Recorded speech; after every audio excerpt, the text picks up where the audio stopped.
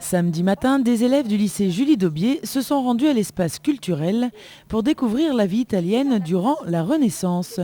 Pour commencer, ils ont pu aborder le sujet grâce à un diaporama commenté par Valentina, animatrice au musée Palazzo Vecchio de Florence. Durant une demi-heure, les élèves ont pu voyager au temps des conquêtes et de la vie du duc Cosimo et de son épouse Éléonore. En effet, Valentina leur racontait leur vie afin qu'ils puissent connaître un minimum de choses sur ces deux personnes avant de les rencontrer. Car après cette projection, les élèves sont allés dans l'espace danse pour apprécier la visite du duc et de la duchesse, un moment intense et fort en émotion qui a ému et bouche bée ces adolescents. Vêtus de costumes de l'époque, le duc de Florence et son épouse ont fait leur entrée dans la salle et ont commencé à échanger leurs opinions et poser des questions sur la vie quotidienne d'aujourd'hui et celle de la Renaissance. Les devoirs naissent de la nature. Votre nature est féminine. Or, vos premiers devoirs seront féminins.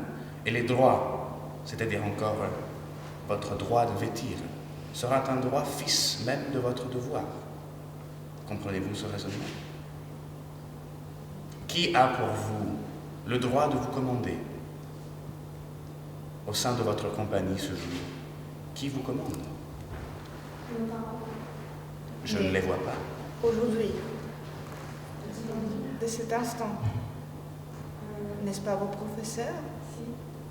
Or, pourquoi a-t-il le droit de vous commander? Sans doute parce que son premier devoir est celui d'être votre professeur, et son premier devoir étant celui de vous conduire, il a lui-même le droit de vous conduire et de vous commander. Et ce droit lui est issu de sa nature et de sa fonction. Après cet échange culturel intéressant, le couple ducal s'en est allé pour rejoindre l'exposition de Léonard de Vinci. À l'intérieur de celle-ci, ils ont déambulé dans les couloirs et évoqué leur vie, leurs connaissances, leurs coutumes et beaucoup d'autres choses qui leur a permis un échange avec le public.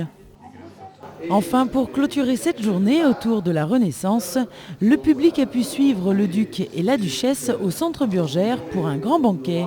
Plus de 80 personnes s'étaient déplacées pour rencontrer ces personnalités et partager avec elles un repas digne de cette époque. Une fois tous les invités installés, le duc Cosimo et son épouse ont fait leur entrée dans la salle en musique et en danse.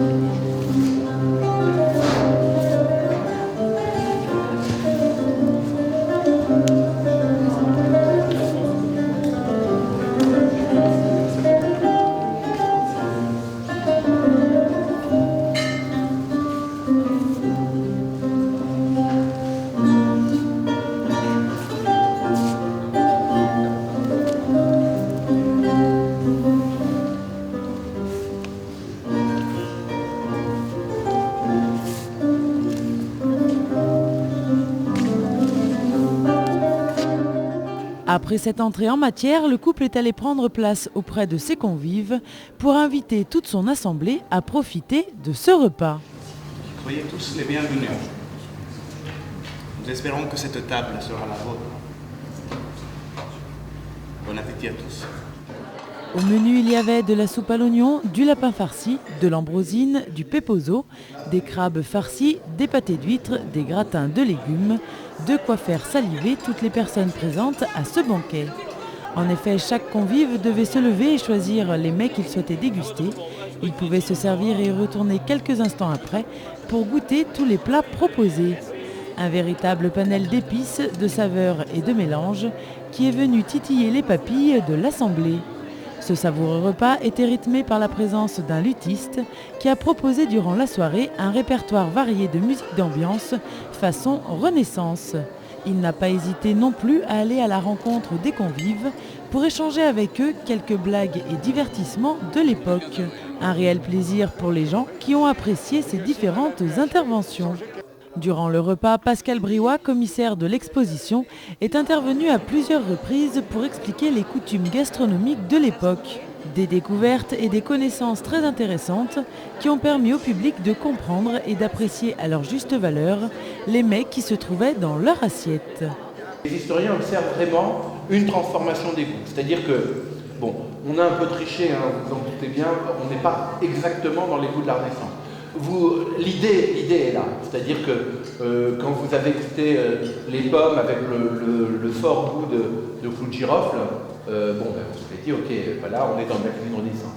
Mais imaginez qu'on a diminué, hein, Fanny, une dizaine de fois la puissance des épices.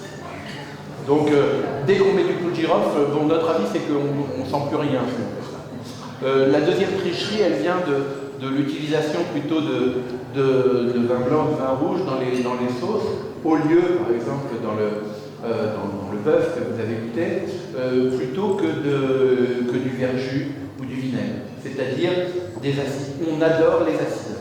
Limonade, effectivement, au départ, ça veut dire que c'est plutôt non gazeux. Simplement, ça ne veut pas dire qu'on ne semait pas des boissons gazeuses à la Renaissance. On aimait aussi les effervescences naturelles en un temps d'avant le Coca-Cola, et notamment on faisait des boissons à base de sureau fermenté, hein, de jus de sureau fermenté, qui permettaient ces effets d'effervescence naturelle. Chacun a ensuite repris le chemin du banquet pour savourer ses plats et finir cette agréable soirée en musique, en dégustation et en beauté. Images.